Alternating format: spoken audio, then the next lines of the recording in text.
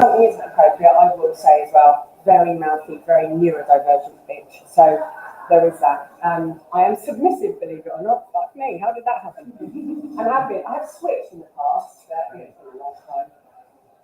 Been a long time since I've met, I won't say a decent man, but somebody who works for me in my way as well. I'm also a cut queen, which is pretty unusual nowadays. Whether you know or don't know what a cut queen is, that's a question I can answer as well. So if you've got anything about the scene you want to ask, anything that relates to that, brilliantly, you've got a question ready, so I'll come to you first. But it's an intro, because normally people go, fucking asking that question, or that's a stupid question. And then you grab me, and then you want it answered in about an hour and a half. I'm also doing the second session, which is a COP workshop, not that sort. It's about being clear on consent in kink. So that's all about consent. So if you have a question about consent, save it till 4 p.m, come back, and I will talk to you about everything there is to know about consent and in today's world. It shifts particularly over time as well. And if you don't want your voice on the recording, just put your hand up and I can say the question for you. Oh, brilliant. Makes my life easier. Thank you. Because I'm a bit blind and a bit deaf because I'm nearly 60. You know, that's the way it happens. Don't have any problem with my voice being on the recording. Okay, on my phone, I've got photographs of my favourite mistresses I might like to see in gear. And I went into O2 the other day because I wanted to change my contact, and I was asked to leave because I had pornography on my phone. Now, it's a private data, and one's constantly being told that one's sexuality is one's own business. It's not where's one stand? So, here we go. Now we're talking about law. It's not about your sexuality. Your sexuality is your business. However, law still does it. So I am single at the moment. I'm on a couple of dating sites, and one of them is not FetLife, it's Fet, one of the apps. I saw you. I know, I saw you. That's it's amazing how many friends you skip past. No, I didn't go fuck red. I think that's worse, actually. That's patronising. Jesus, Deb. Oh, no wonder you never end up with a partner. So it's a really difficult one because it's where legality comes in. And the reason I mentioned dating sites is the amount of people. Is anyone else here on Fet yet? Right, so it's not that popular. Or any of the ones that you're on, what I see on everyone's profile is no stat, okay, no children, no, what's it, but all of them, nearly all of them mention no illegality. Well, you're fucking living in a dream world if you think what we do is illegal in some way, shape or form.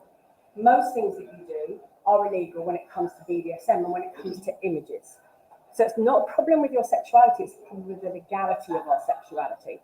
So you've got to remember, so I have a Swiss passport as well as an English passport. Like I'm an immigrant here and an immigrant there. Like I'm not very British at all, and I'm a polyglot. I love language. I love a lot of these things. And the problem is, so when we go and have a look at legality, it's really different in different places. So like women only got the vote in Switzerland when I was 10 years old, 1975. That's pretty fucking outrageous, isn't it? 1975 women got the vote. In a country that I think is quite advanced. Not. There are also still nearly 100 countries where even being gay is illegal. Any form of queerness is completely illegal. The big furor about the boxer at the moment, is she a man? Yeah. Right? However, 100%. But, could have a medical condition. We don't know all of these things. Could not. That's what they're saying. I don't know what's right or wrong. But fancy even calling her a fucking man. Do you know where she comes from? If she goes back to that country, if she lives there and she's called trans or queer, she's very likely to be killed. Because it's completely illegal where she comes from. That's the fucking problem. Why would you start that shit up when somebody is actually very likely to be killed? We can turn and say, come in if you want. I think there's a couple of spaces here. The problem is our shit is still illegal. So I'm going to go into the law a bit more at 4 o'clock anyway. Some of the images that we have are illegal on our phone. Who here has had some form of kinky, if you're American, or love bite ever in their life? Or given one? Have you ever given or received a love bite, even from when you were 13 or 14? You know those 13, 14 that you've seen, they're fucking covered in them. Like some kind of claiming, I'm like, you're potentially kinky. So there's this girl, come in if you're coming in for the workshop. There's a space here if you want one, and there's a couple there. Quite welcome to come along. Sorry, not very many of them. can always tell the naughty ones that are always sit about. I went to see Deadpool for the second time last week, and it made me laugh because I was there with one of my daughters, and there was a couple here, and I think they were about 50. They weren't, they were a bit older, they just looked really young to me. And at one point I said, I'm really trying to watch the film. I really know you're desperate to fuck each other, but can you not do it here, please? All over each other. And she had a fucking great big lump like down her neck as well. So technically, because of some of the laws that we are covered under, like especially when we start to look at one of the most famous cases, the Spanner case, it was dictated that you cannot leave more than a trifling or transient mark on another human being. As soon as you've given a love bite, that's more than trifling or transient. When you smack a child and you leave a handprint, now that's an interesting one. When you play with somebody, do you check what drugs they're on? Do they take aspirin? Has anyone checked that? Do you check what medication they're on? Do you turn and say, what does this mean? Because I'm on aspirin. I've been on blood thinners because when I was having chemo, I had 2 lung clots in each lung. I was on blood thinners for ages. Fuck me. I've got 2 bruises here. Anyone think I've been kneeling and having a good time? I fucking haven't. I just walk into shit a lot. As soon as you leave anything more than trifling or transient, we are breaking the law. If it's just a buxom woman wearing leather. The thing is, what they're going to go with is it depends what that imagery looks like. They should, but the thing is they don't know the law. And the problem is it does break the law as far as they're concerned. Well, secure folder in your phone that you don't use it, use your secure folder where you can actually set a pin for it and you can put all your kinky shit in there. That's what I do. Yeah, if you put your phone in there and they're really good, they can still get into some of these things. No matter how safe you say. Surely. They should do, yes. The same as we. Yeah, the same as we should look at consent, but they might know your password because they're trying to fix or sort out your phone. That's one of the problems.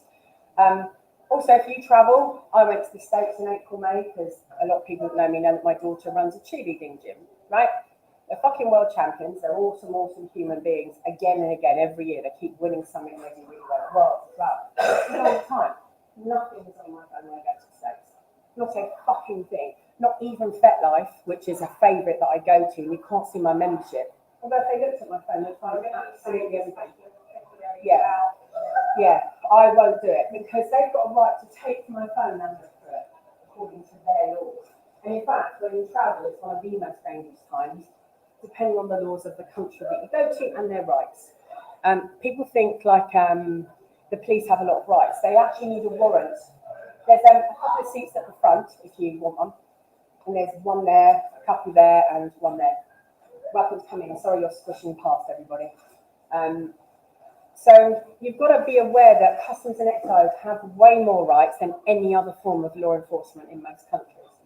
They can take your shit, they can come into your house and they don't need any warrants or anything else as well. They are very powerful, especially in the States. So what we do is mainly illegal. If you leave more than a trifling or transit mark, who here plays actively at the moment? Anyone? Well, quite inactively, but generally. Have you hit someone recently? Any of you? Have any of you been hit? Have any of you had a mark on you at all that lasted for more than, let's say, 7 or 8 hours? Right? Which one of you broke the law, the hitter or the person receiving? Both. It is both. You cannot consent to violence against you. Let's just be really clear about this. You can't 18 fucking 61. There are active people trying to fight this at the moment on your behalf, and there's the NCFS in America. I mean, when the law changes in America, it eventually comes down to us, and then it goes to Australia. That's the way it is. So people are actively trying to change this, but in the States and everywhere else, these laws, and it's still there in the States with us. So if you go to America or else, these laws will come in, which is why I'll talk about consent later, even more in depth about consent. The problem is if they think, and let's face it, if you've got a picture of a mistress, you are more likely to do this stuff anyway. The problem is it's about receiving. So people have heard about Hugh Edwards recently, I'm assuming, or not? Does anyone not know who Hugh Edwards is? So he's a newsreader. He's quite a tall chap. You'll think he's quite short when he sits, but he's actually quite a tall chap and he's quite imposing. And he's been on your screens for a long time as a newsreader and a very respected, increasingly Welsh Hugh Edwards. Not particularly strong accent, but there. Tall, quite dark, grey, pepper, sort of like salt and pepper type look. He's just been done for basically paedophilic imagery. The thing is, when you read what's happened to him, what you see, what's classed as, what it says is that he created paedophilic imagery. So what do you think that means, that he is a creator of paedophilic imagery? Is this similar to the one where a woman who just took photos of her kids at the beach? So yeah, it can be. So paedophilic images and creation is really interesting in the law. It just means you downloaded it or you got it from your phone. So but if you were somebody and you lived in an area and you can find, there are a couple of laws which means you can find any convicted paedophile in your area, you can write off and say, hey. And it's the same with domestic violence. And you've got a couple of laws that help us say who's around. Although if you're in the States, be careful, because one podiatrist got it really badly when somebody didn't understand the fucking difference.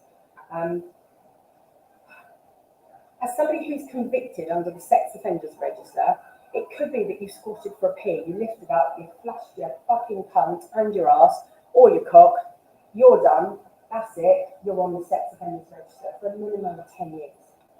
The first children were convicted recently, in the last 4 years, because they sent images of each other to each other. Let's just work that one out for a second. Who here was fucking before the age of 16? Any of you? No, you don't have to say anything. Oh, it's such a prude, honestly, it's ridiculous. But, oh, God, did I go to town when I started? And run away, me. And there was no fucking internet. It was quite hard to find. Am I weird? I don't know. If someone to be able to consent, how can they be held responsible for that? Because you cannot consent to violence against you. And you cannot receive consent from somebody else to commit violence against But I mean, you know, a young person can't consent to sex because they're completely too young. And so how can they be held It's still, in the eyes of the law, when you send paedophilic content from one person to the other, even if it isn't legal, you're still guilty of breaking that law, therefore you can. The way the criminal justice system works is it changes. Fuck me, I'm glad I know this shit. I feel like I'm on the spot. So the criminal justice system changes when you're 10 years old when it comes to liability and responsibility. It changes again when you're 12. There are rumours and stuff that, oh, if you're children of a divorce, that you would be able to choose when you're 12. It's bollocks, it's just picked out age. But the reason 10 and 12 matter quite a lot is we can. So I had a client who had a son. I'll come back to you, I promise I've got it. I had a client who had a son. She's still got a son, it hasn't changed. He was part of a group chat, like a WhatsApp school type thing. Somebody sent a picture, they've taken a picture. One of the boys that struggled quite a lot. This little boy who really struggled, they were 11 and 12 at the time, and 13 in this group. He took a picture of his dick and he sent it to the group. Cyber flashing, no? Oh God, it's so much nowadays. It's all changes. Revenge porn, all of these laws start to come in. So it always makes me laugh when someone says, let's not do anything legal. Mate, you've got no idea. Don't think you understand the system the way it is. So the problem that this child then had is the police got involved because he sent that image out of the group to somebody else as well. So already illegal to send it in the group, but he then sent it to somebody else. Trying to say, oh my God, look at what he did. The police came into the school because the person receiving it was older and did know the law. So as soon as you receive an image, if you receive an image on your phone, so Hugh Edwards is a really good example of this. He had 377 images on his phone. He spoke to a convicted paedophile for 2 years. Can I suggest, if you get somebody who says, yes, I'm a convicted paedophile, can I send you a picture? Can I just say, I think your answer then should be, no. No, you can't send me a picture. I'm a little bit worried about that. And why are you talking to a convicted paedophile for 2 years? Can you prove that you're trying to change something or do something? We really need to start thinking about these things, but we all think it's safe, it's encrypted, it's okay. They can crack most things. They really can. It might take them time, but they do crack. Also remember, the reason that struck me as strange is that you're now saying, if you receive it, like it's spam and somebody just sends it to you, you shouldn't delete it. You should immediately take the phone to the police and report it. Because you're then guilty after the fact or something. Yes, you are guilty after the fact. So if you ever get something else, so ages ago, I was seeing somebody who was like 20 years younger than me. Bless him, I tired him out and he left eventually as well, but that's fine. So I was seeing somebody who's 20 years younger, he's in a pub and he got a video. And this was a long time ago, and he got one of those videos, and he said, oh my God, have you seen this? And I went, fucking, I don't want to look at that. He said, no, I think this is so-and-so from up the road. I said, if it is so-and-so, she's fucking 15. You need to do something about that now. He said, I'll delete it. I went, oh no, mate, you've now got a trail. Like, And actually, it wasn't her. They felt very young looking in their bodies to me. Really hard to say and really hard to work out. But I said to him, go to the police now. However, the law's changed since then as well, so it's actually worse now for us. So most of what you do is illegal. Pictures of, urinating, piss play, water sports, even fisting to a certain extent, all of these things you've really got to watch what sort of pictures that you receive and you send. Seriously, and if you get them, please be careful. You were going to say. Okay, so my friend took a picture of my bruised ass. Right. I put it on Fet. A friend of that friend then accessed it. Right. I go into this bar and I see, and she's got a phone. I said, I've never met her before. There's a picture of my ass on her phone. Think, what the hell's going on? Who's broken the law there? Is it a flatmate? Is it me? Is it fair? Is it the person reading it? Or is it me? Depends what law you're talking about. So first of all, the first people to break the law are you and the person who hit your ass. So the first two people have broken the law technically. Look, are you like to get done for this shit? No. However, and let's be really serious about this, when you're arrested for international slave trafficking, like David was a few years ago, because that's going to happen to all of you, but you'd be surprised where it all came from. You had American police coming in, like fucking FBI agents or whatever they were, fucking international representative and him. What made me laugh about the whole thing is he had a French partner at the time, and he's been done for international slave trafficking, and they separated them because they're worried about her okayness, because she's French. Fucking hell. Look, it's all a joke. It's absolutely ridiculous what he was arrested for, but it took 2 years to sort that out. It took a year without him having his phone, his laptop, or any access to anything that he had before. He had to start again.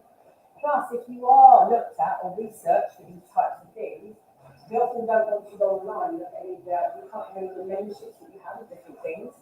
And he might have been found innocent, people still talk about it. However, what they did look at, what they then start to look at is every single fucking image in the history on his phone. If the CPS invest enough, and this is the problem, so you're unlikely to get arrested for these things. If they find quite a lot on you, the reason a spammer case is important, is the spammer case on there? No, it's not. Is at the bottom, spammer trust. Right, so, yeah, people know what the spammer case is? People know what it is? I can't remember how old it is now. It's very old. However, it still fucking sounds. Bunch of guys, quite extremely into their S&M, start doing things like nailing cops on bits of wood and walls and all sorts of stuff. So it's quite extreme. Because that is quite extreme. I don't think your average person is completely into that. These videos, I mean, a proper old-fashioned video. It takes. The tape got out. When the police found the tape, basically what happens is they found some kind of snuff movie. So they invested a lot of money into investigating what had happened. When they've invested a lot of money, they're going to start to look for people. They turned around, they found the people. The guys, the tops, were arrested. Nobody wanted to admit the video as evidence because of its nature and basically around what happened with it. Unfortunately, the defense lawyer, one of the subs, one of the bottoms, whatever phraseology you want to use, but for the correctness of that, did bring it in to prove that he consented. So he was now also arrested and prosecuted as well. And they were found guilty, which would change the law about more than trifling on transient harm. And they were all prosecuted. Got to remember, when I was born in 65, people were still suffering. In the Isle of Man, buggery is still illegal, regardless of your gender. So, buggery, taking it up the arse.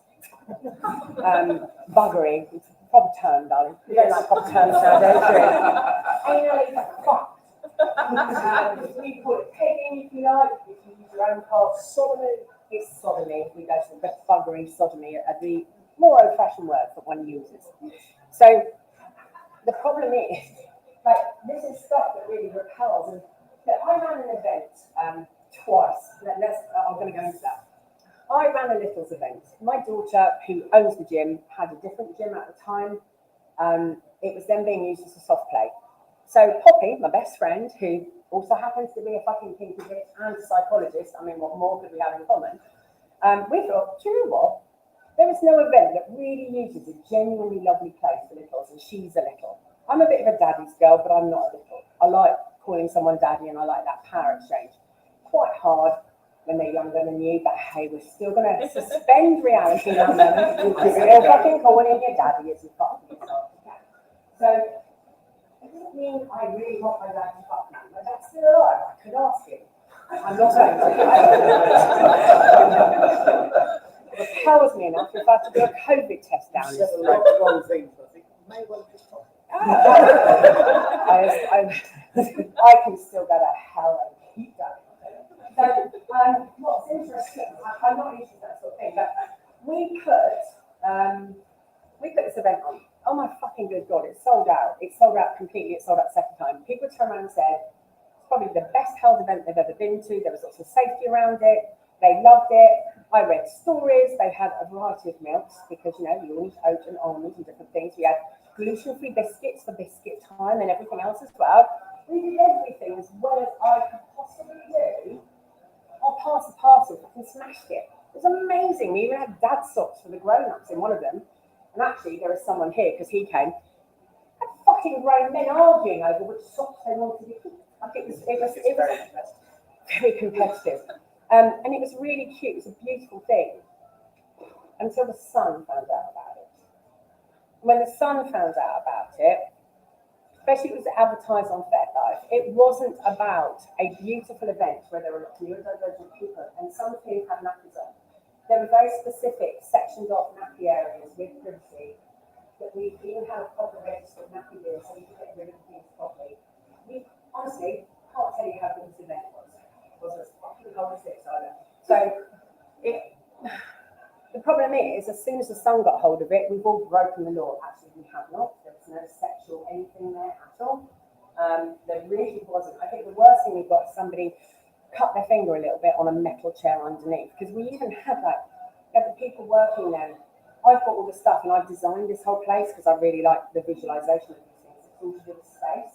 So we even have that astronaut trays with separate sections for food and everything. That's what everyone had. It was so cool. And we did I've got a cake especially done for it. I fucking hated the way. I spent 120 quid on this fucking cake. We decorated it because it wasn't good enough for me.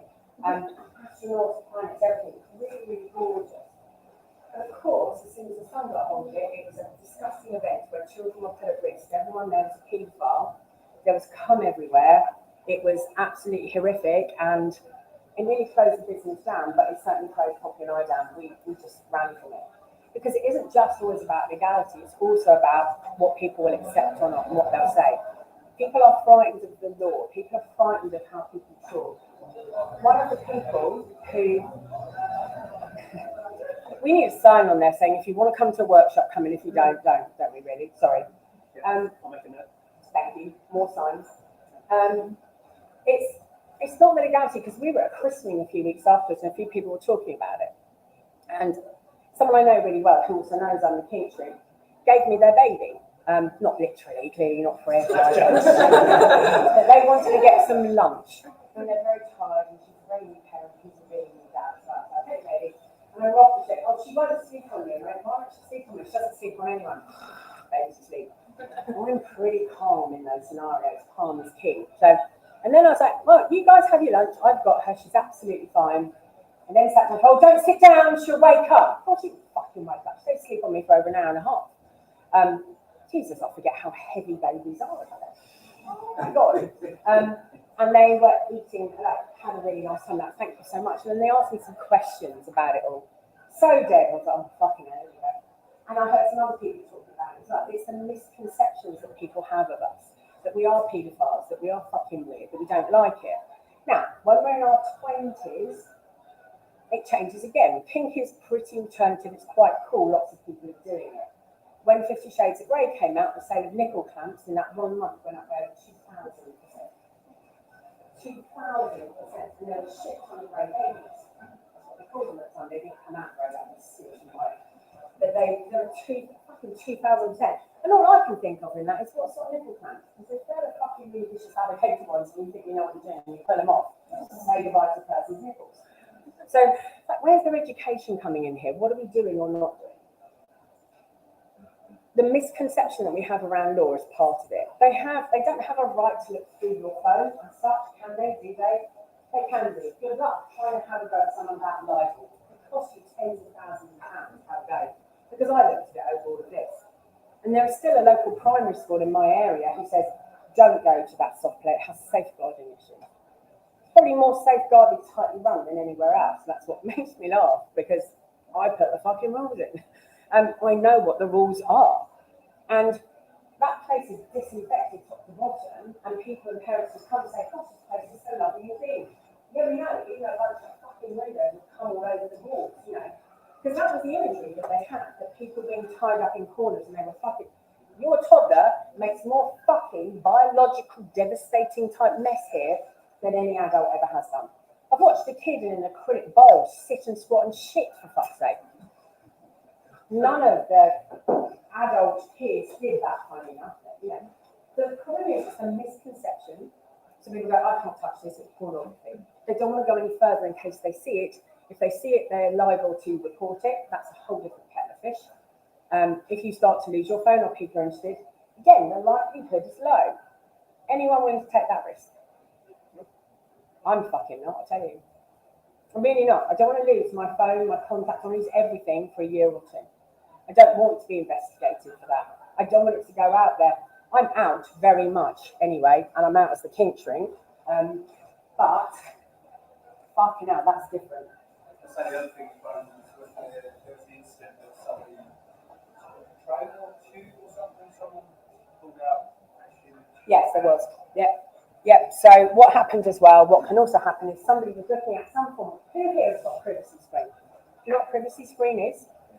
So like you can see my phone when I point it at you, but as soon as it hits a certain angle, you can't see it anymore. If you're going to look at shit, and it might come up as it's likely to, please get a privacy screen, because as Opal, who's running the 5 o'clock workshop about with Rope, says, is someone connected even? When you start to look at imagery on your phone, it's cyber flashing, even though you didn't flash yourself. So if you're looking at shit and go, yeah, I'm quite turned on right now, if that person isn't, and they see it's abhorrent, you can also get reported. So please be more careful. We're actually moving into a more prudish society than we have done in ages. As much as we're also permissive, we're actually quite restrictive. The Victorians were fucking restrictive, and I can't tell you what they got to when you just read a book like Tipping the Velvet or watch the series again. There was a lot of shit going on. However, we're also quite controlling, because when you look at instances of gonorrhea, syphilis, and different, whether you call them STIs or STDs, that's completely up to you. I really understand we're all in different places at times. That comes from, we need to control the situation. But again, though, it's anti-people with a cunt, actually, regardless of what you identify as and who you are or gender. If you have a cunt, like the likelihood of you getting gonorrhea in a one-night stand if somebody has it, it's like something like 78%. It's fucking high. Whereas if you have a penis, that goes down to 30-something%. And the same with most STIs, just in a one-off. We're definitely trying to control the world. That sort of control, kind of get, I'll come back to, I promise, kind of get, and I understand it. It's a good thing. I don't want any of those things. And we all make mistakes, don't we? Passion gets up on us, we're lubricating nicely or hardening nicely, and we're like, I ain't fucking asking, this is too good an opportunity, I'm straight in. Or I find that person attractive. Please ask, please check these things. So I get it, but we're also more controlling, and it's been a long time. We're so free in what we see. We're only 4 clicks away from your average child from bestiality. 4 clicks. Anyone here got kids?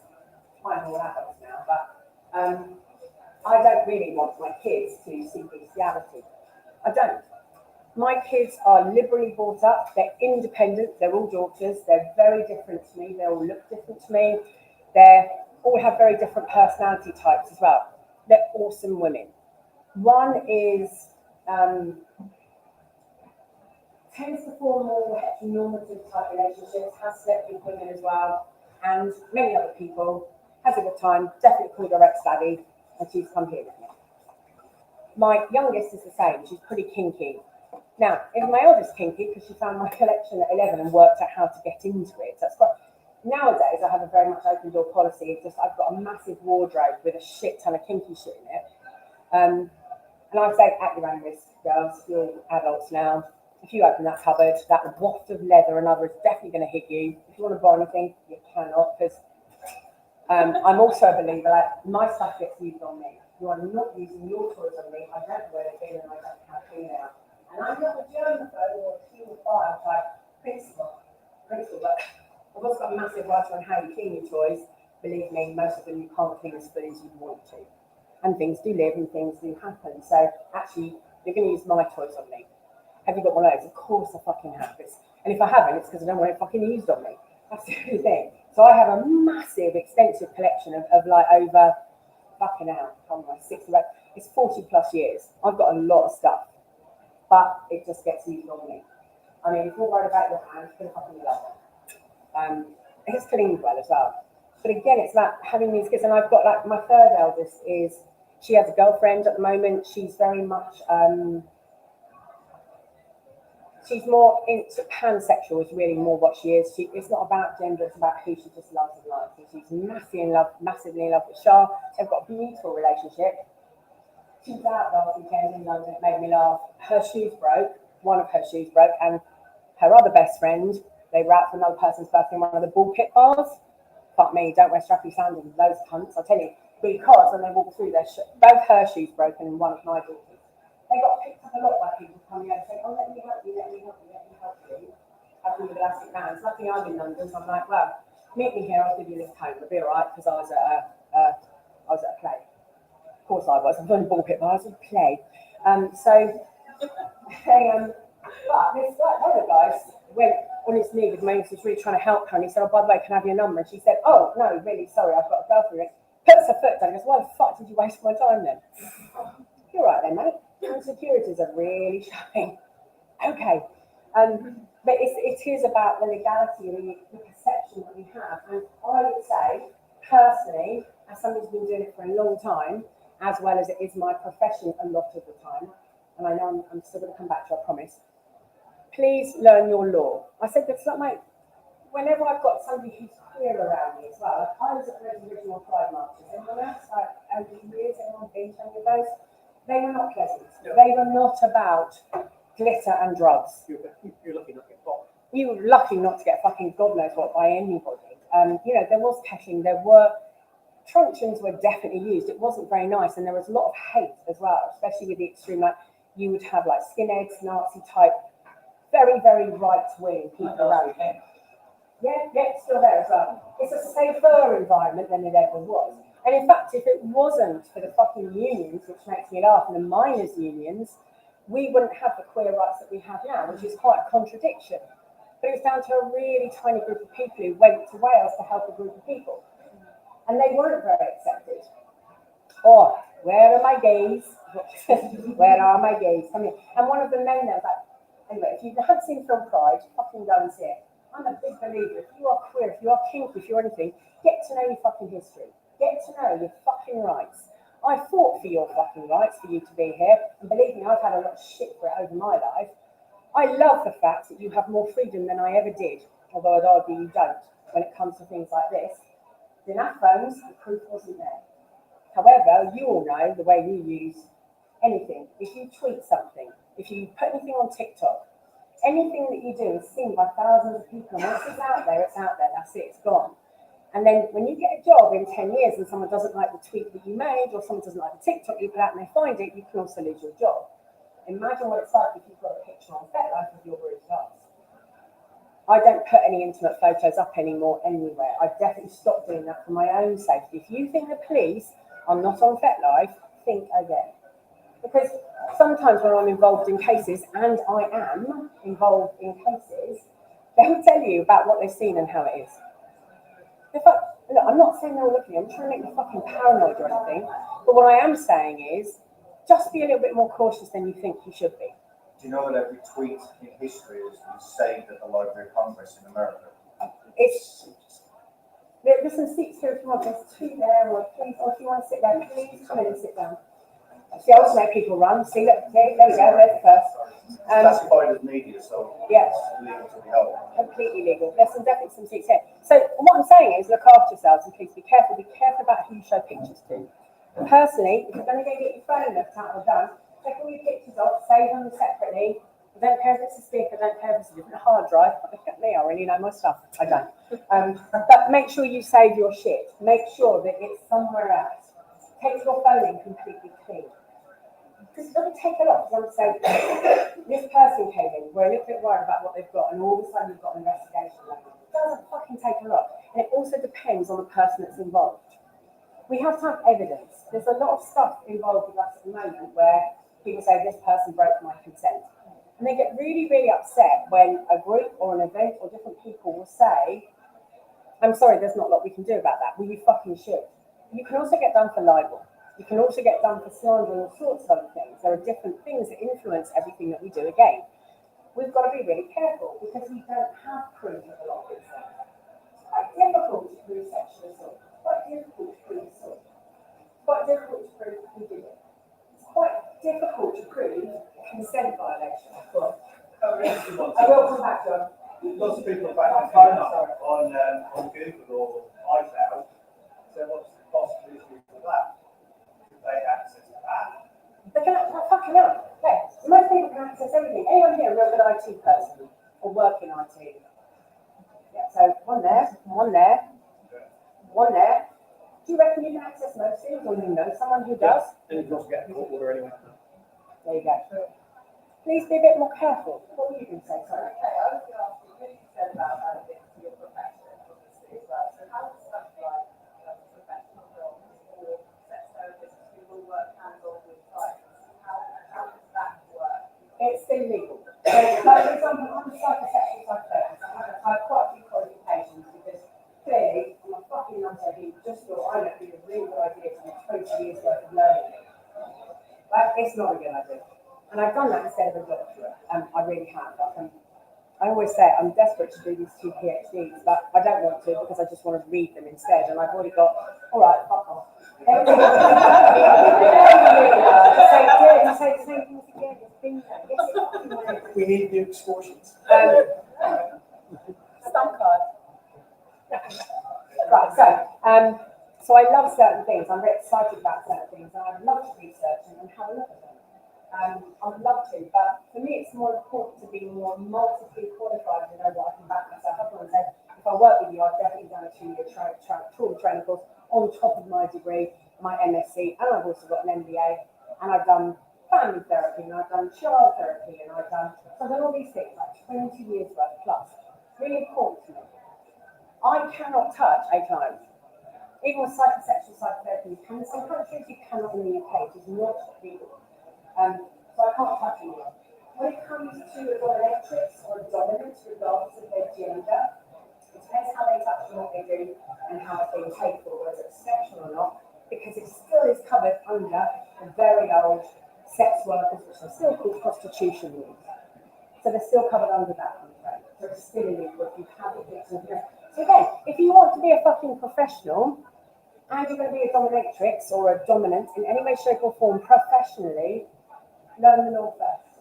Check. Because you really can't touch people. Like soliciting and different things, there are different laws around these things. Fucking hell, if you're in America, it's by state. There's a couple of places here, if you want some.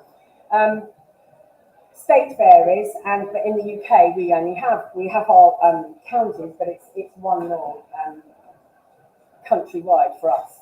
So again, please check the law, make sure you know what you're doing. I also think we should make sure anyone here know how to resuscitate somebody. Who does not? Or just out of curiosity, who does not know how to resuscitate somebody? And some of you might not put up your hands and try to understand. Problem is, So it does or does not? does not know how to resuscitate somebody. If you don't know how to resuscitate somebody, please learn. Do you mean CPR? A CPR, even the basics, like what do you do about certain injuries? So in cheerleading, I have trunky, right? Trunky. So trunky is this little suitcase that trundles along and it's for kids. But I bought the big Samsonite one, but I still call it trunky. I can't tell you the medical shit I've got in that fucking case. It's ridiculous. And actually, all the people know me in competitions, and they're specialised paramedics at our comps because you should see the injuries that come with cheerleading. I've watched bones split out of skin more than most people have, I tell you. It's one of the most dangerous sports. It is very lethal because it combines gymnastics, stunting, and dance. And in stunting, sometimes you've got someone doing a round off backhand, spring into your hand, you catch and you put them up with one hand. we're really well known for something called a TikTok. A TikTok is this leg is really happening there, it's caught up here. So these kids can all, they're very, very, very flexible. But they jump, changing their legs and doing all this stuff. And you're being caught by 2 to 3 kids underneath you, letting go and catching all the time like this.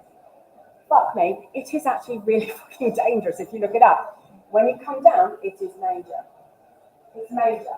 Definitely need specialised paramedics, definitely need specialised people there, but they're hardly allowed to do anything. Trunky comes with me wherever I go. And what makes me laugh is a lot of paramedics say, go and see Deb with the Trunky, she's got shit you need, I can't give it to you. I've got a load of shit in there. But it's no good to me if I'm the one who's just fucking well being choked out. I cannot save myself. I can't do anything about it.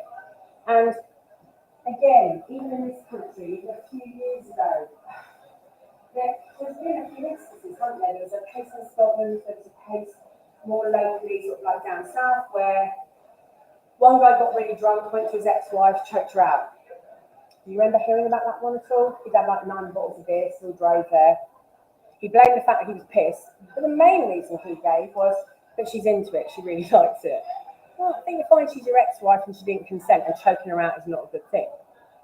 However, the case in Scotland, where these 2 people did meet, male and female submissive, male top, even if you don't like those words, I'm just trying to paint a picture here about strength and everything else. He choked her out, they were both pissed. She stopped breathing. What did he do? He went out for a walk for 40 minutes because he was panicking. You don't know what's going to happen to you when you panic in those moments. Believe me, you do not. We all think we do. But we've got responses. Everyone knows fight, flight, freeze, but we've also got friend, flop, phone, fawn.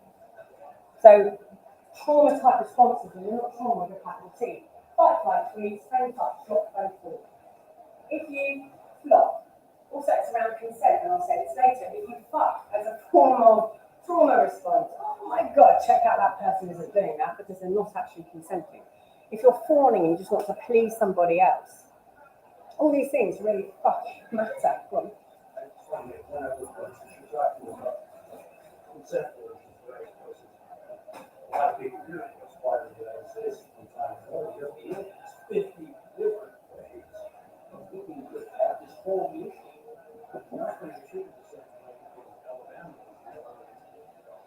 so in states it's all different.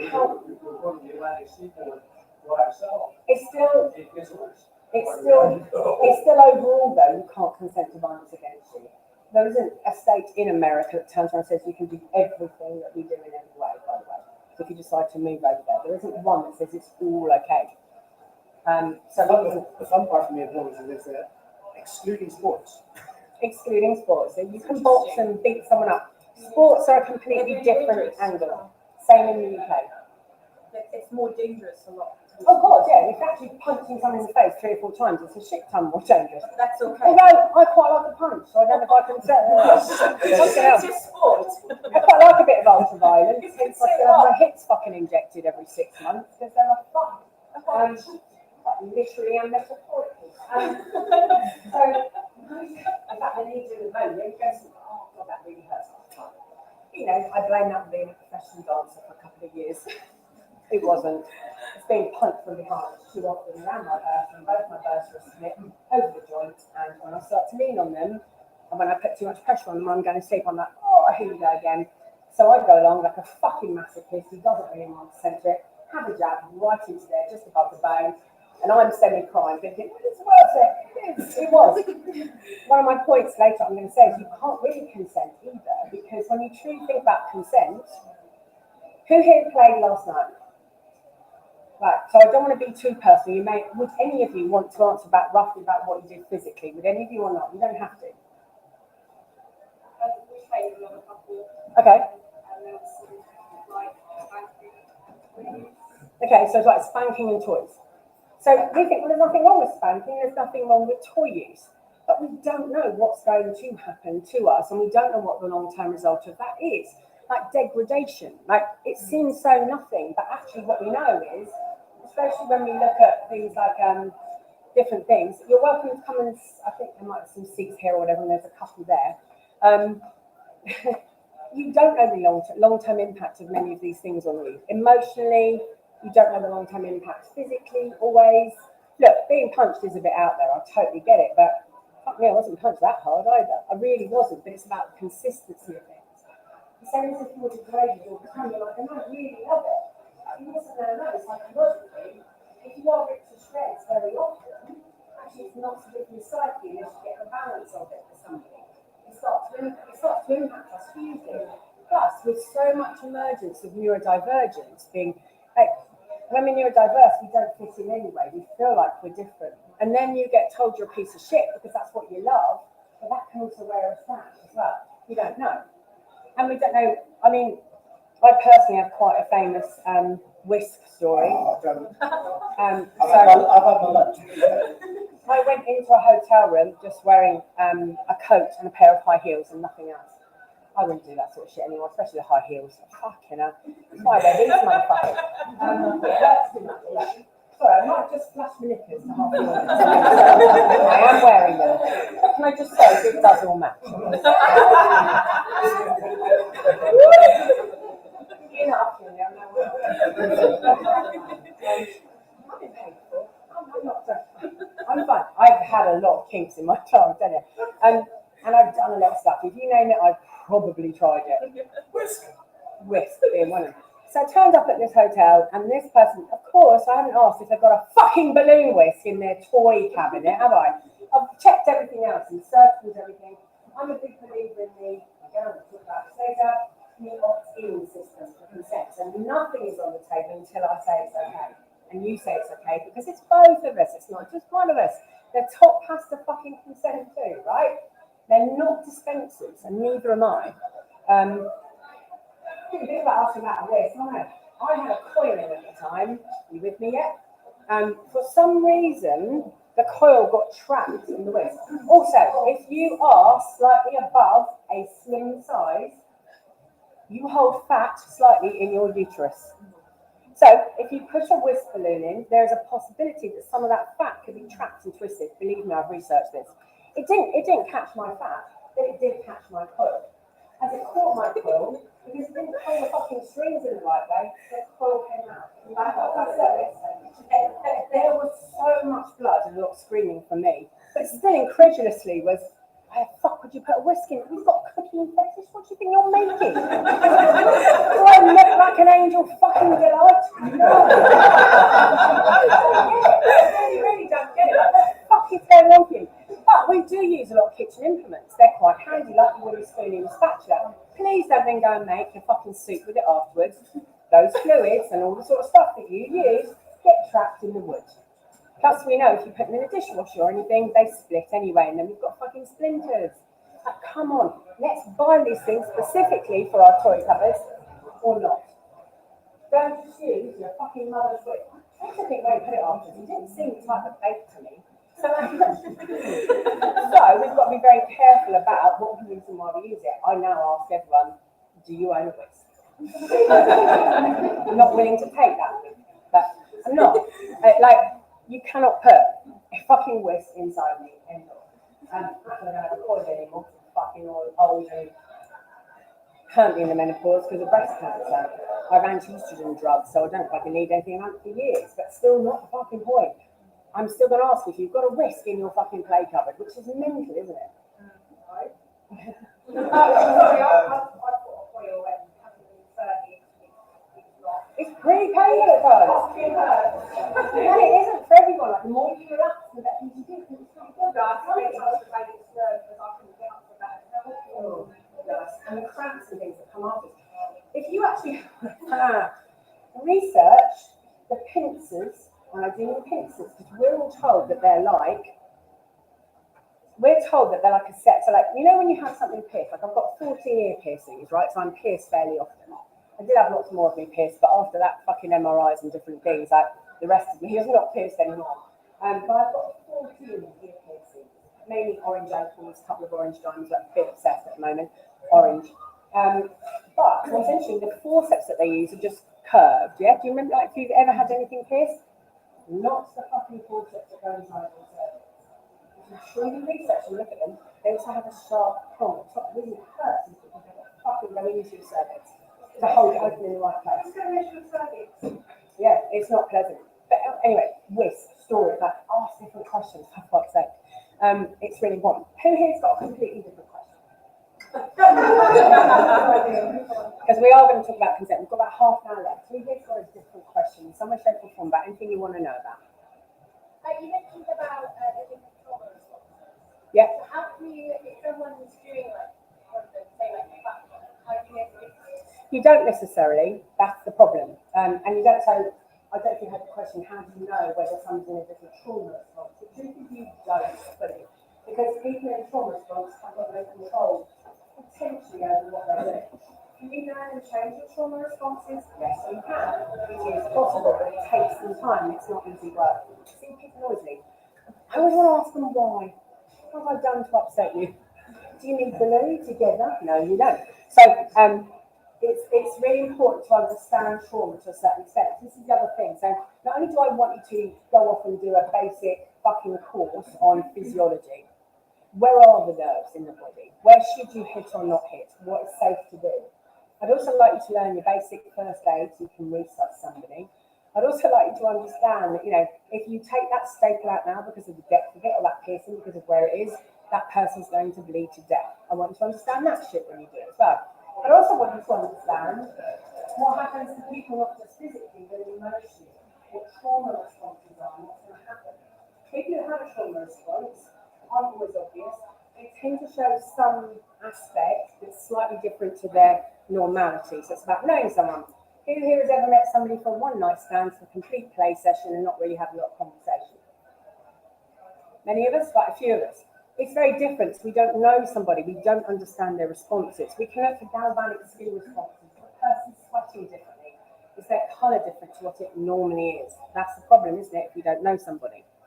Trauma responses, the person can often look a little bit more startled.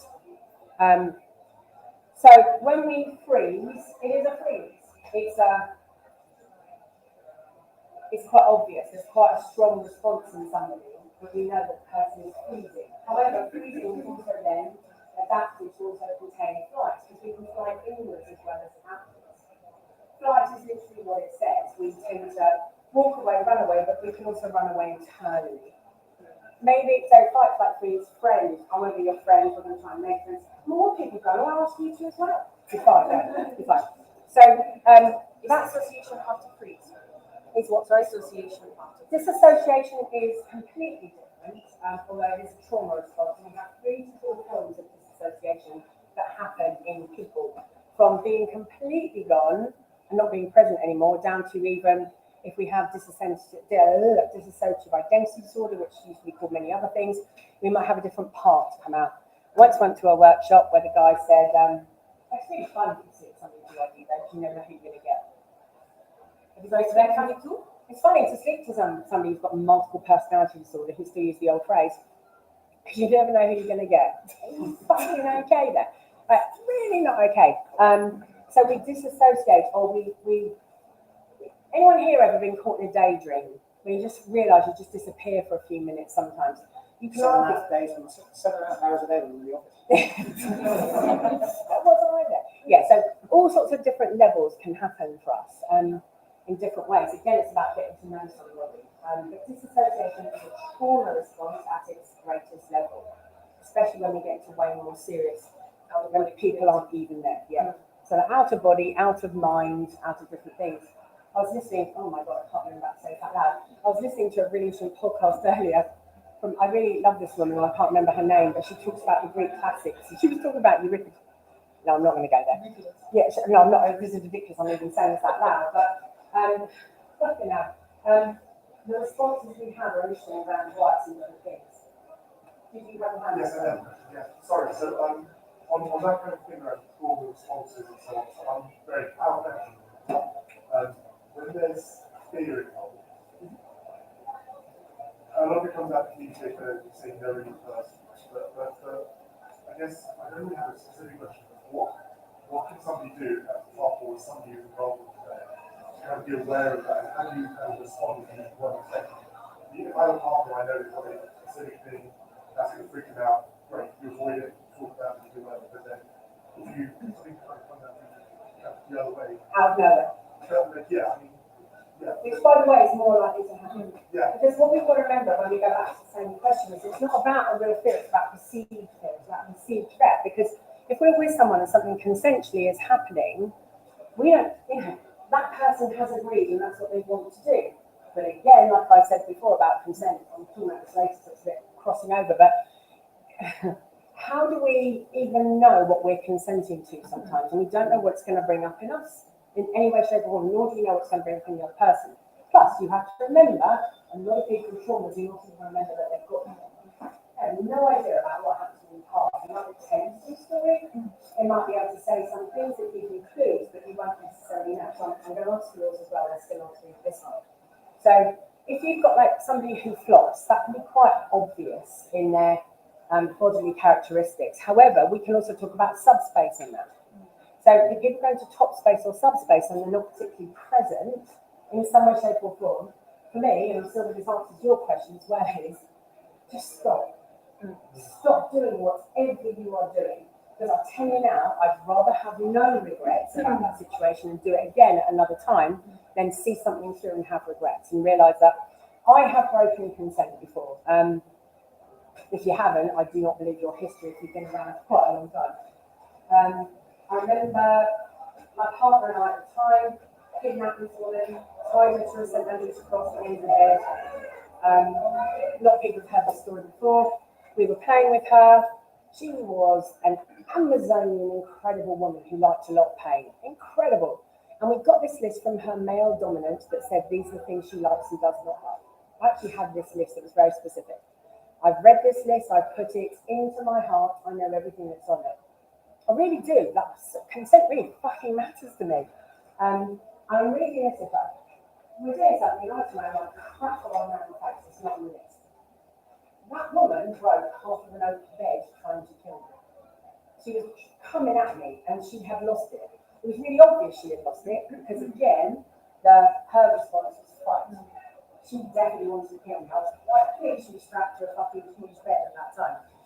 Because I actually think she could have killed me. What was interesting is when I managed to help calm the situation, not calm her down, don't ever tell anyone to calm down, you're having a trauma response, I'll tell you that now. It doesn't work. But how can I help you calm? What are the things I can do here? And plus, having a professional really helps in that moment. It's all about calm. When we got to it, I ended up phoning my partner saying, what the fuck, I just slapped you. Oh, fuck, I forgot to put that one on the list. What do you think I learned that day? Don't ever believe some other fucking twat who says it's their limits. Never again. Never, ever, ever again. And this was about 14, 15 years ago, I think. I would never do that again. So you learn something every time. I really don't like the society and culture that we live in now because there is no forgiveness for learning. I really don't understand that. We had a situation at one of the last LAMs where somebody said that they had been sexually assaulted. They hadn't. You could argue it might have been common assault at its worst. At its worst, again, really difficult to prove there was no sexual assault. I really understand where this person came from. I really understand the reasons why, because it's me who did a lot of looking into it. The problem is, we cancel people immediately. So rather than cancelling the person that these two people felt were responsible, my proposal was that they get banned for 3 months, that they have to attend a set of sessions with somebody to really understand what they did wrong and why, and then they come back as an educated person with that beginning. And what's interesting is they were like, no, they just need to be banned for life. If we ban someone like that for life, number one, they're going to be resentful, number two, they're never ever going to learn. I'd much rather educate somebody and allow them and facilitate them to come back in some way, shape or form. It's better. However, that's not the culture that we're living in right now. Which is why I also say, please do your education up front. It's much better. Look, it's fucking boring. It's boring to come to a workshop like this. Really. I'm sure you'd much rather learn how to fucking do coy fucking fire floggers and work out where and how to hurt someone. Which, by the way, I can also do as part of the workshop. So talk a lot about pain, how to inflict it, where to and how to play with people's minds around that. Which is fucking way more sexy than actually hurting them. But I'll just comment on this too, because I just did a workshop with this just recently. There's pain and then there's the fear of pain. And you have to work on the brain 2 ways. It does. And the fear of pain is actually worse when we predict, because the predictors are big, which is where your question also then comes in. It's about the potential to it. It's about what I see in my mind. It's about how I feel about it. You're not going to like this. I fucking hate word triggers. It's a heap of shit. It's a cunty word. Let's never use it again. It is not about being triggered. Let's not blame the world. Let's have a look at patterns and predictors. Your brain would rather feel familiar than be right. That makes sense? Your brain would rather feel like it's in charge or it knows what it's going through than actually be right about a circumstance. So when we're in a circumstance, because of the patterns and predictors, when you look at the neuroscience and everything, what your brain does naturally is it predicts a pattern from what it knows. And the problem is when it predicts a pattern from what it knows, it also tells you what you should be doing in this moment. Now, if your response is one of anxiety or a panic attack, and you're going, do you know what, Deb, you should really be in a panic attack right now, it'd be much better because you'd be much better off if you do this. Of course, I'm not fucking much better off, you cuntish mind. We have to learn to change the way our mind works, which is really hard. I'm not saying these things are easy, but it's not a trigger. And if we keep saying the world triggers me, we need to look at our own patterns because that gives the world the power. I want the power for me. If I can change that and have a look at my patterns and predictors and I can combat those and do something different, which I do with a lot of my clients, and it does take some exposure as well, which is hard, it's not just avoiding exposure, it makes a difference. Most fear responses, you'll discuss everything the person knows logically and really is in the forefront of their mind. The problem is, if you have a panic attack and if you have a fear response, it's got fuck all to do with your logic, your prefrontal cortex or your neocortex. It's got fucking everything to do with your limbic system. Now your limbic system is fucking archaic. It's the shit that comes up your spine. You can't reach it from fisting. I'm not advocating fisting right now. This is the limbic system. And it looks very grey. And it looks more like a rat's brain than it does, it's very pink. It looks more like a rat's brain. Anyone seen a rat's brain? Why not? What's wrong with you? No, I'm kidding. If it's not your kink, don't do it. Yeah. Have you seen it? Yeah, or picture of it. Take one out in biology. Yeah, a lot of people do brains in biology, but again, not so much anymore. But unless we're doing a degree or an A level, we're getting more advanced in the things that we're looking at. When you look at something like a rat's brain, it's very, very pink, and it doesn't have many folds in it, if any at all, actually. Anyone here seen a picture of or seen a human brain? What's the difference? What does it look like? Folds. Shit ton of folds, and it's shit very grey, very different. It goes very, very quickly. It's actually not that great in the head, but you know, we're not a Hannibal Lecter. We can't slice bits off and fry it.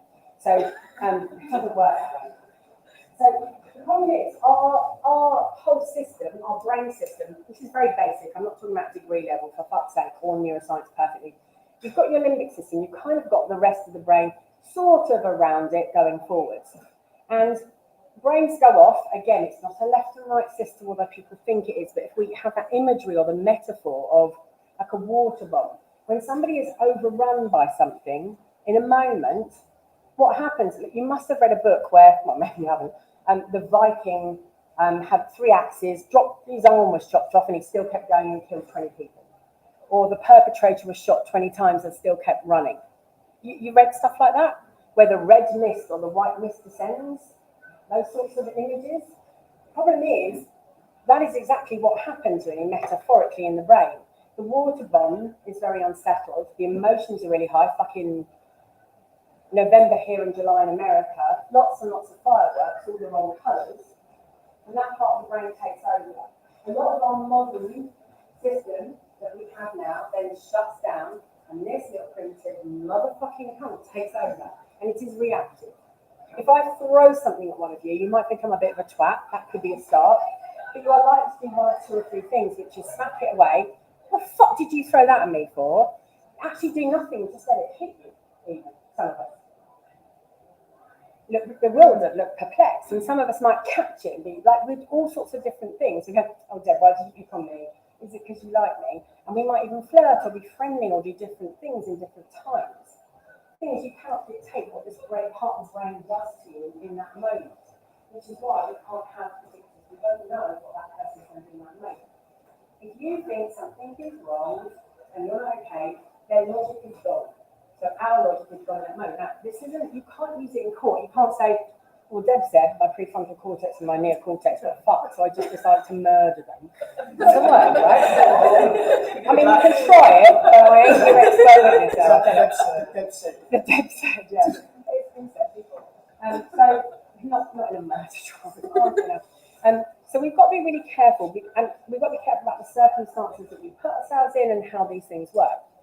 You have to be aware that some things might trigger, pattern predict your brain, and you might respond in that way because, as I say, your brain would rather tell you that this is familiar than actually be right or respond well. That's what fucks us up so much. It's our own fucking mind, which is understandable. It's also understandable when you look at my sister and I many years ago, when we were very, very, very young, volunteered to go to Romania at the time with the orphanages. I sound like a fucking saint, don't I? Honestly, I've also had a whisk up my cunt. Yeah. And we went over, and what was interesting was the research at the time, and since then, it's really interesting about babies. If you have a baby who has been sexually, physically assaulted, even potentially damaged, or emotionally hurt, and isn't okay, then their brains actually look normal in a scan. Whereas you have a baby, sometimes under the age of 12 months, if you have a baby who has been ignored or neglected, their brains are not normal. There's like an interesting shadow butterfly principle effect, whereby these things can be altered and changed, but that baby needs a lot of attention and a lot of care. We would rather have negative attention than none. It's what helps our brains develop and helps us connect with our human beings. So when we're neglected, go on.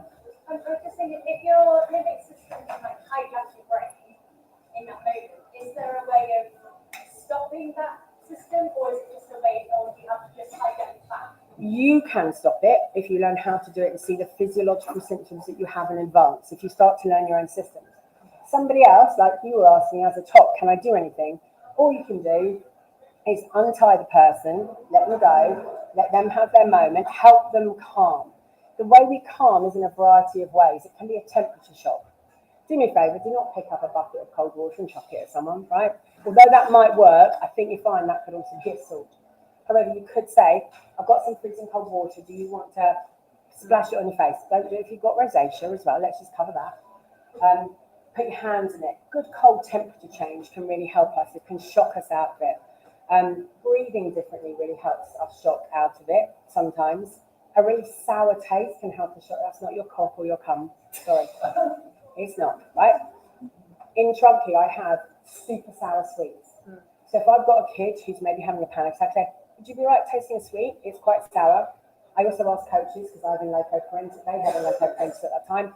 And when I'm going to America with about 80 fucking kids, I've already been given that. So I'm going to shove a really sour sweet into your gob with consent and talking about it. I'm going to help you come down. I'm going to make those changes for you. Oh God, touch wood, right? I sound so fucking up my own arse. I haven't met somebody who's having a panic attack that I can't get out of the panic attack in only 2 minutes. 2 minutes ago. 2 minutes. I had a little girl a couple of years ago. She still comes up to me now. She's being chased by this. She wasn't literally being chased by this.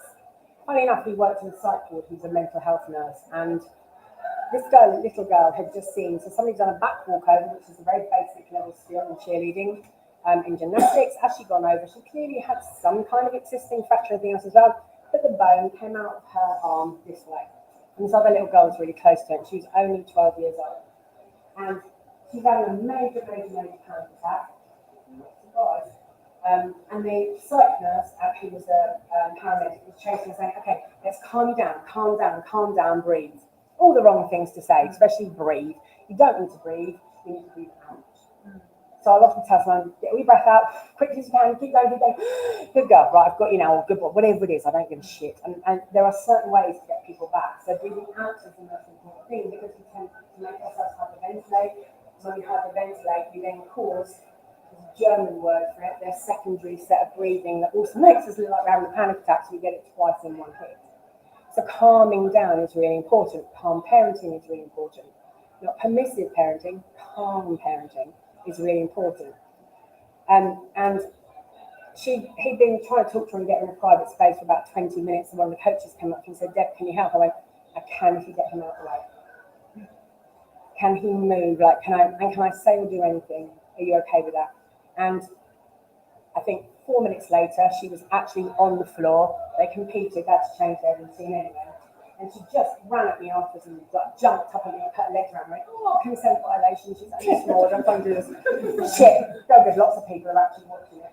And put her down. And like, she still remembers me instead of the coach. But I get assaulted by coaches a lot over this sort of thing wherever I go, because under 2 minutes is completely plausible. But when you haven't got the other person there, you have to teach your brain to do it, which is a hell of a lot harder. A hell of a lot harder. Co-regulation is really important in that moment. However, if the person's been triggered by some kind of touch can be the worst thing that we do. We have to know the person, that's also part of the problem. But if I give you a screaming, crying baby, you can't drop it, right? You can't fucking give it back, and you can't just go, you can't do anything major. You've got to be a normal human being just for a few minutes, right?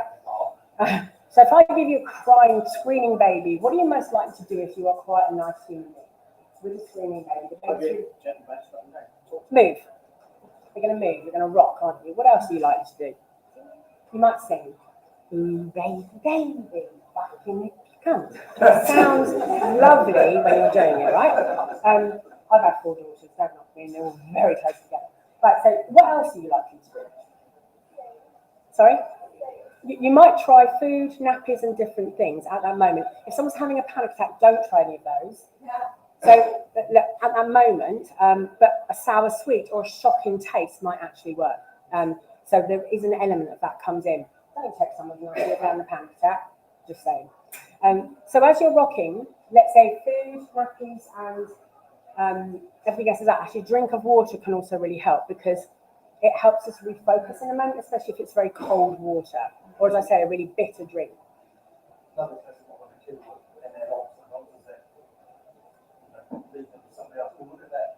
Yeah, so you can sidetrack and you can say, "Hi, hey, look." I mean, you might get the fuck out of them, don't do that to an adult potentially, but yeah, we're trying to connect in a different way.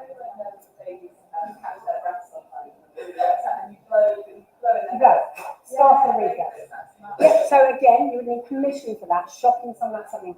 This little girl, I shocked her. I'm not going to share what I said to her at that time, because you're going to think very badly of me. She really. I often use a swear word, especially with kids. Fucking listen. Good, now I've got you. Right, listen, focus, let's go. And they all know me for swearing anyway, so that's there to a certain extent. Using the name can really help. That makes a real difference. But often, now again, I'm going to go quite gender-based. I'm really sorry. People who know me know I'm not particularly gender-based, however the research fucking is, right? If we pick up a baby and it's crying, are you more likely to put the baby on your left side or your right side with her head? Who would go left? Just out of curiosity. Who would go left? Who would pick up the baby and put them to the right? Statistically, more men are likely to put the babies to the right, more women are likely to put the babies to the left. It's interesting, isn't it? It's not in this room, however, from those that have just said. So that's interesting, isn't it, right? Why are we more likely to put a baby's head to the left? Partly. When a baby's in utero, it's fucking noisy in there. Why do you put your baby in a black room with no noise? It's just bizarre. Babies are used to noise, and like you fucking shit piss and you fart. The baby hears everything. It hears everyone who talks to you. When your stomach gurgles, it must sound like a fucking tsunami, whirlwind, and whatever it is. It's really loud, and they can see light through the skin. They experience light through skin. It all makes a really big difference. However, what it hears, one of the most important things is that when your baby is not well or it's for a temperature, we are much more likely to hold a baby because you can't give it the fucking drugs that you normally do. Because anesthetics and other things are a great risk to a baby when it's born. We can't just knock them out. It doesn't work that way. Sleep for a while. Have some gin. That was in the olden days. Your teeth are hurting. Let me rub some whiskey on your gums. Those things aren't allowed anymore, I'm just saying. But we're more likely to create something called co-regulation. So sometimes you panic attack and they like being touched in some way, shape or form. Can I touch you because I know you? Right, so can you stand up for me and you're okay about where I touch you, nothing's going to be sexual. But however, when we talk about the word and we say the word sexual, please fucking find out what the word sexual means to each person. Because we often agree to tie someone up or do something and say it won't be sexual.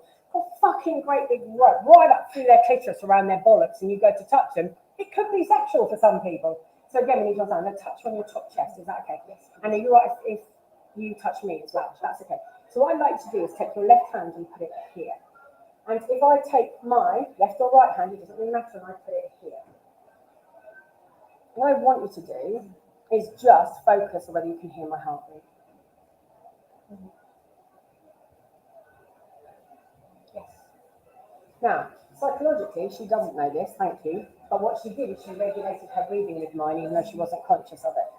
Because it's what babies do. I breathe in very specifically up here, whereas actually she breathes diaphragmatically. You probably felt I changed it. When we can touch, co-regulation can also help. That's another thing that helps some people calm. Your calm is also part of co-regulation. Also, maybe or maybe not, because I do know this human being. So it could be that there's some automatic trust there, which we tend to have with our parents, unless you're a cunt of a parent and we don't. However, even children have been brought up by fucking serial murders and horrific human beings. That also makes a difference as well. So unfortunately, you still trust your parent even if they really hurt you. There's still a trust there because you provide food, you provide shelter, you provide warmth. If you can do some co-regulation through trust, it really, really helps. It helps the person calm quicker than ever. Because what happens is you have your limbic response state system, which is all you're looking for is safety. So before you play with someone, one of the questions I would ask is what makes you feel safe? If something went wrong right now, how can I help you feel safe? What do you need? The other person might say, hold me this way. I love the person who goes, thank you, this fucking look. It might be, just leave me alone, okay? I'll leave me alone, I'll step back. Is there anything else I can say? Or can I give you a blanket? Would that help you? What else would help? Some people like to be swaddled and feel tight, and that, if you're not going to recover yourself, maybe you can help them with a blanket so they feel swaddled. When it comes to like last year, we were talking about what can I do to calm down, whatever. You know, obviously, both parties are going to need their aftercare. You know, one person might say, well, for me, I need to be left alone, like we said, I don't want to touch, I just need to have a blanket, be in pools for a bit and be on my own. But then you've got your aftercare, and if your aftercare is like, well, I need that touch, I need that reassurance. How can you come to like an agreement where that works? I'll come back to that in 1 second. I'll just talk about trauma for a minute. So, no, it's okay, I'll come back to that. It's a really good question. So, what we're asking is not just love us, but what we need to say. What would help you feel safe in this moment? And then we need to ask those questions. That's a really fucking good question to ask about your pre-negotiation, your pre-morteming, which is one of my favourite expressions. Pre-morteming. All right, shut up. So pre-morteming is a really important word to me. What could possibly go wrong here? What are the headlines in the paper? How can I sort it? If something is going to go wrong, what can I actually do to help the situation? And then you write down all the possibilities, even positive ones, and you have 2 or 3 solutions for each one. That's a really good way of doing it. And that's a pre-mortem, because you definitely go blind when you're up in space at some point, because there shouldn't be places where our ice and our water, which we create 20,000 fucking gallons a year, it has to go somewhere. And if you're up there, it has nowhere to go. So you definitely end up going blind. So if you practice things in certain ways, even if you go blind, you can still do it. That's what pre-mortem is all about. Can I do this with my eyes? Can I do this instinctively? So we're asking what will make you feel safe, what will make you feel okay. And this is what will make me feel safe. How can I get that food? I know, it's a shock. They should be in charge of everything. They can exactly what they're doing. They don't, they're human beings. Like, they do not, they are fucking human beings. So they have needs too, when we look at aftercare and everything else as well. So as a top, we need to turn and say, this is what I need if something goes wrong and I need to feel safe. And as a bottom, this is what I need if something goes wrong. And sometimes people say, I don't know, which is also quite a trauma response, because when someone says, I don't know, it might be that they don't know, but it might be that they don't want to fucking impose on you. Especially there are people police or the foreigner, oh no, it's fine, just leave me. Like, no, I don't really know, and it's okay. Would this help? Can I do this for you?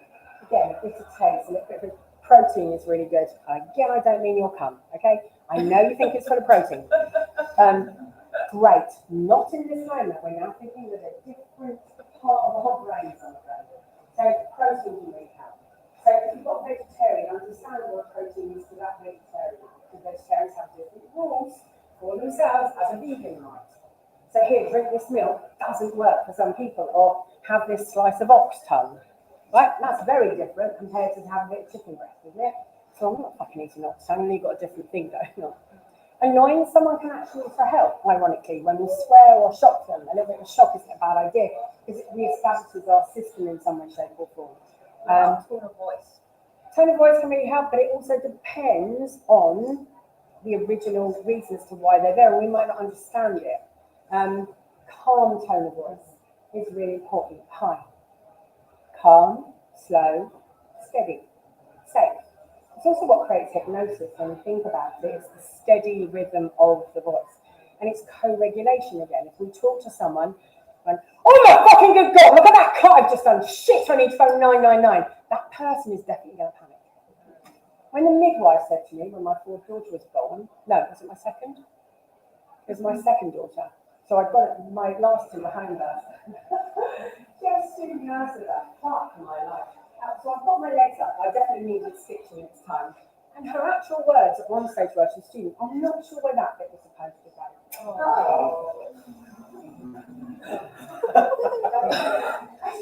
I don't feel very confident or good right now. What bit? Everyone else pick up on that.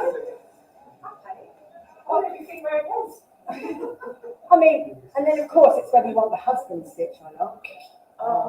Good old husband stitch, that's around from the 1800s. Let's do a little bit tighter so that feels better for you. Can I just tell you now, it's a fallacy that a woman is looser after she's had a child. It is a muscle. She can learn to tighten it however she fucking wants. It's a fucking vaginal wall. It's a bit skin at the bottom. It is a fallacy to say anyone is too loose. Mate, it might be you, or it might be your fist or your hands up, whatever.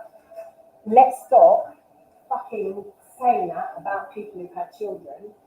Jesus Christ, if you've actually put a kiss up there or a couple of gigantic toys, you might stretch towards that, but then you go to the back. Seriously. However, being stitched is also slightly different. Especially when you sit on a cushion later and you go, and you go, oh, that's all my stitches gone, I can feel it, and I'm bleeding everywhere. That's a completely different thing. But however, that tightness isn't created by the skin, it's created by the vaginal walls inside. Same as your arse, it can stretch. And in fact, so much so, you can get much bigger things up your arse if you go all the way up as well. A shit ton of things. However, it's all about, get it? It's all about going slow. Jesus, come on, keep up. So it's all about going slow and understanding that naturally to go in is the harder part. Coming out is quite easy, to go in is the harder part. So standing there, people take a little bit of time and build up, unless that's your thing. You might love it. But it's all about understanding the person, about what our patterns and predictors are. But however, somebody will let you beat them up and penetrate them before they'll sometimes tell you their trauma stories. And that's interesting in and of itself. I'm going to let you do all these things to me, but I'm not going to mention that this. And it's like, And we don't know each person's trauma story or what it's about, and they won't always want to share it.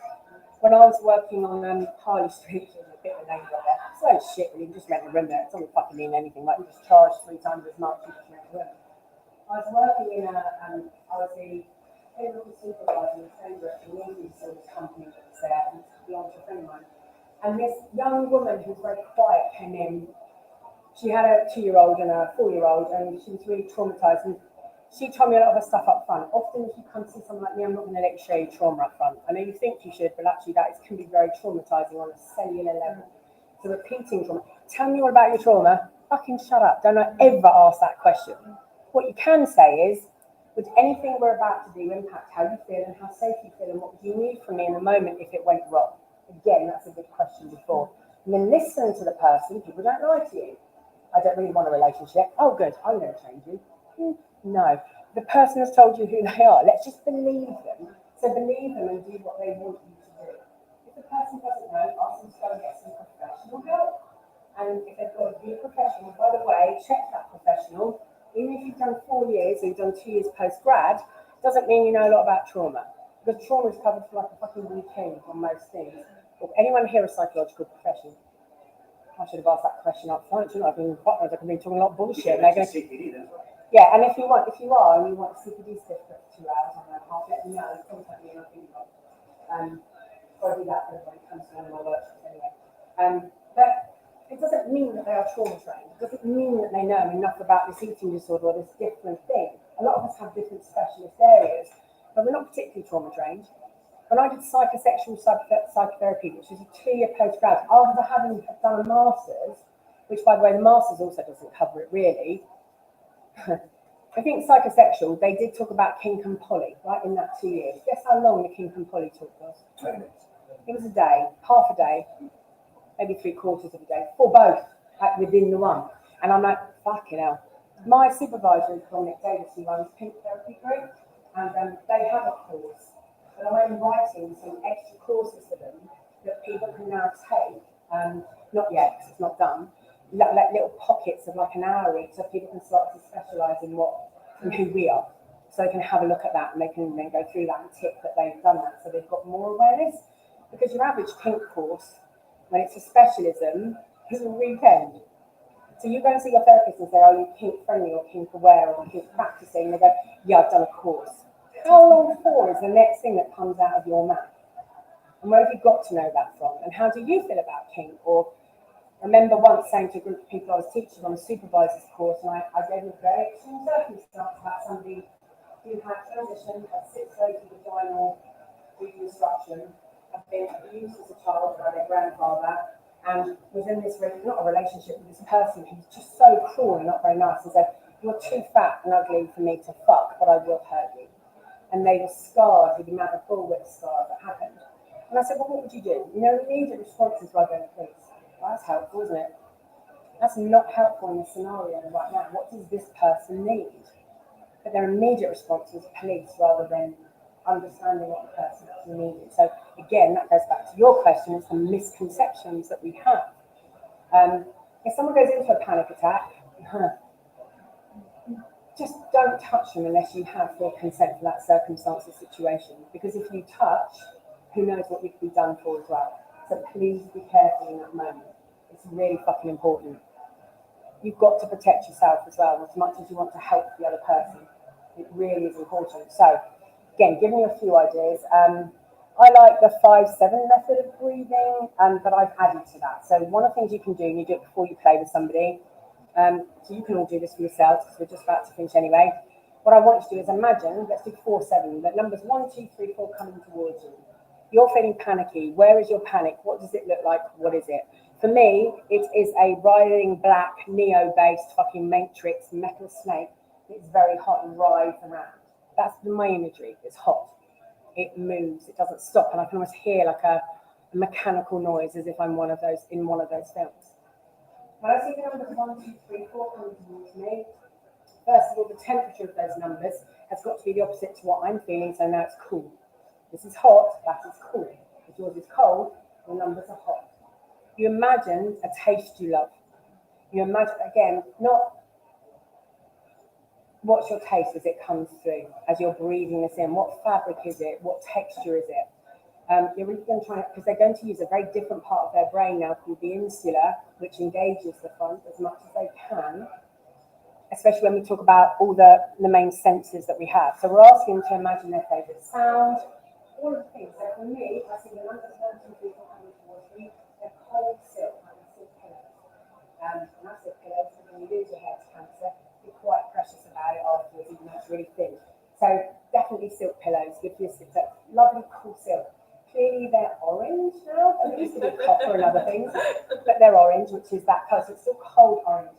I can smell mown grass or even petrol, which is quite a strong smell. I don't hate that, but that's nice.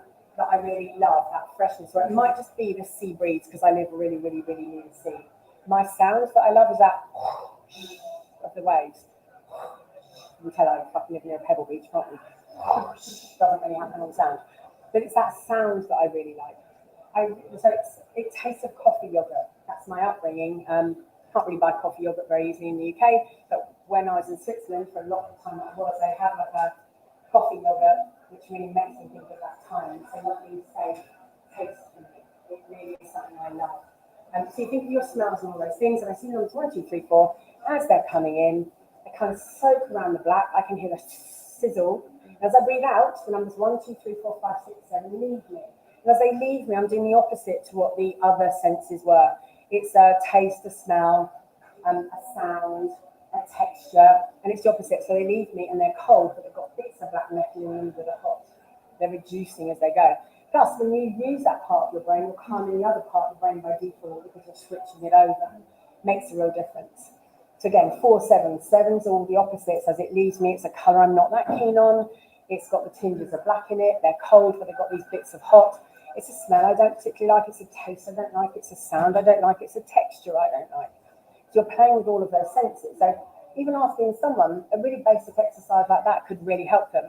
You and I were going to breathe in for 4 together. Remember, you told me that your favourite colour was sky blue. See the numbers, 1, 2, 3, 4 coming towards you. They're a beautiful sky blue.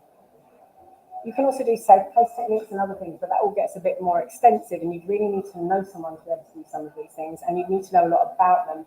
If you're playing casually, you don't know enough about them. If you are playing intensely with somebody you really love, then that's really different. But just even a basic temp change, one of these things can really help. But what I'm saying is, please just get a bit more educated.